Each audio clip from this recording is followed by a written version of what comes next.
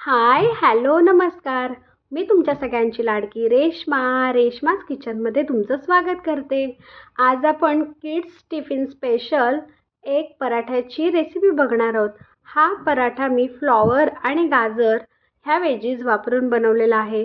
Flower आणि गाजर खायला मुलं कंटाळतात, तर मग ह्या पराठ्याच्या स्वरूपात दिलं तर फ्लॉवरही त्यांच्या पोटात जातो आणि इतका टेस्टी पराठा बनतो की मुलं सारखी सारखी मागतात. चला तर मग बघूया हा पराठा मी कसा बनवलाय. सगळ्यात आधी आपण काय करायचं, एक वेजी चॉपरमध्ये फ्लॉवर स्वच्छ धुवून आणि गाजर स्वच्छ धुवून साल काढून छान बारीक करून घ्यायचं. आणि एकीकडे मी गव्हाचं पीठ मळायला घेत आहे.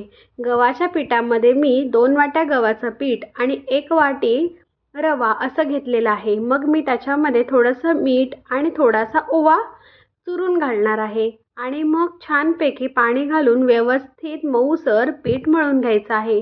पीठ आपल्याला मऊसर मळायचं आहे, कारण रवा पाणी शोषून घेतो. मग काय होतं की पीठ आहे ना, ते घट्ट होऊन जातं, थोडंसं कडक बनतं. म्हणून आपल्याला पीठ जरासं मऊसरच मळून घ्यायचं आहे. थोडंसं तेलाचं मोहनही मी ह्याच्यामध्ये घातलेलं आहे, अगदी थोडंसंच घातलेलं आहे. मग मी पीठ छानपैकी मळून घेणार आहे.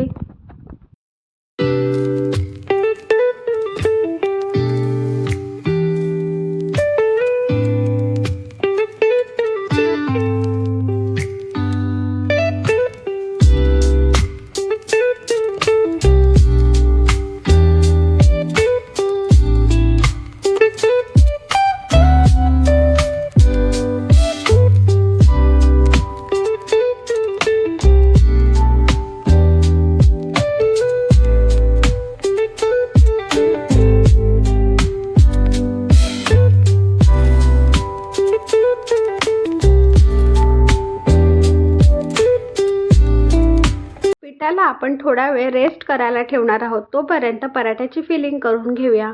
मी जे वेजीज बोलले होते चॉपरमध्ये बारीक कापून घ्यायचं, ते सगळं मी बारीक कापून एका टोपामध्येच काढून घेतलं आहे. ह्याच्यामध्ये मी कांदा, कोथिंबीर ही ॲड केलेली आहे कट करताना.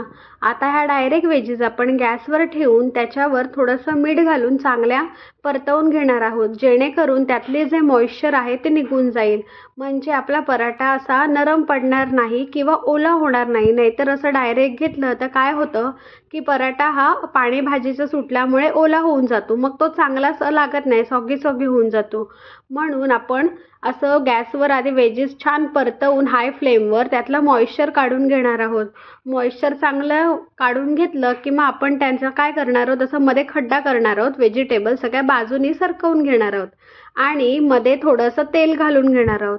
आणि मग या तेलामध्ये आपण अद्रक लसूणची पेस्ट, मीठ, हळद, गरम मसाला, चाट मसाला, मॅगी मसाला असे सगळे बेसिक जे मसाले तुम्हाला आणि तुमच्या मुलांना आवडतात ते घालून घ्यायचे आहेत. आणि मग चांगलं परतून घ्यायचं आहे. आता इथे मी मुलांसाठी बनवते, तर मी तेल न वापरता त्याच्यामध्ये तूप वापरलेलं आहे. तुम्ही तेल वापरू शकता, असं काही कंपल्सरी नाही आहे की तुम्ही तूपच वापरलं पाहिजे. तुमच्या आवडीनुसार सगळे मसाले घालून पुन्हा एकदा आपण भाज्या छानपैकी परतवून घेणार आहोत आणि मग फिलिंग थोडी थंड होऊन देणार आहोत. फिलिंग थंड झाली की मग आपण पराठे करायला घेणार आहोत.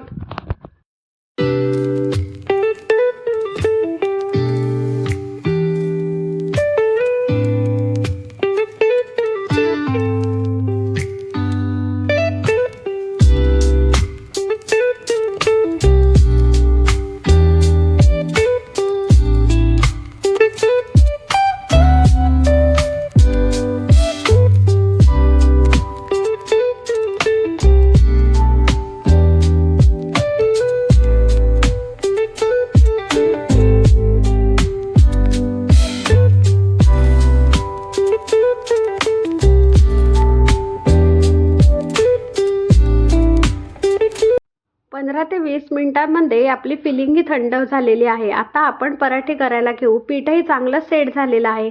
आता मी काय करणार आहे, एका सोप्या पद्धतीने पराठा बनवणार आहे. पीठ बघा तुम्ही किती छान सॉफ्ट झालेलं आहे. जर आपण आधीच ते कडक मळलं असतं तर ते एवढं सॉफ्ट राहिलं नसतं. म्हणून मी बोलले की आधीच सॉफ्ट मळून घ्यायचं. आता मी एक मोठा बोळा घेतलेला आहे. तुम्ही छोटाही घेऊ शकता. मी मोठाच घेतलेला आहे. कारण का 2 पराठे खायला मुलं कंटाळतात. तर मग मी एकच मोठा करून देते, जेणेकरून त्यांनी एक खावं आणि त्याचं पोटही भरावं. अशी मी छान मोठी चपाती लाटून घेतलेली आहे. आता मी ह्याच्यामध्ये जी आपण भाज्यांची फिलिंग केली आहे फ्लॉवर गाजरची, ती त्रिकोणी आकारामध्ये भरून घेणार आहोत.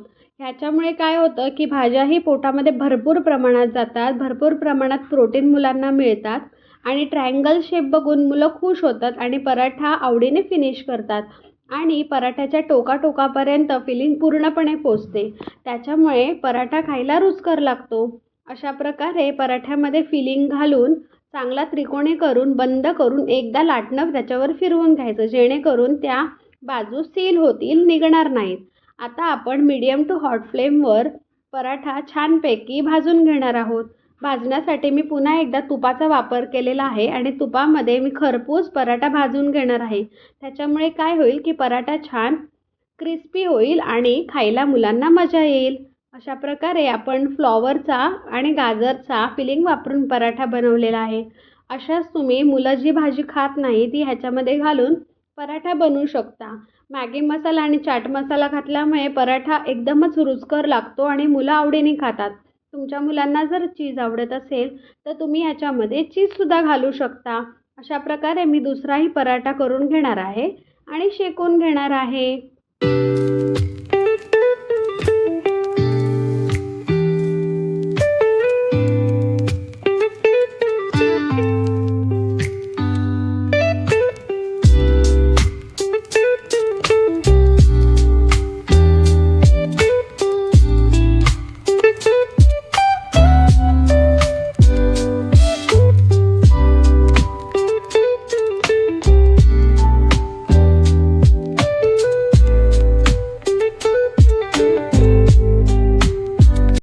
अशा प्रकारे दोन्हीही पराठे मी खरपूस भाजून घेतलेले आहेत क्रिस्पी होईपर्यंत आणि आपले पराठे रेडी आहेत.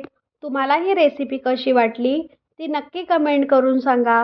रेश्माज होम किचन या यूट्यूब चॅनलला नक्की सबस्क्राईब करा, लाईक करा, शेअर करा, कमेंट करा आणि माझा व्हिडिओ पाहत राहा.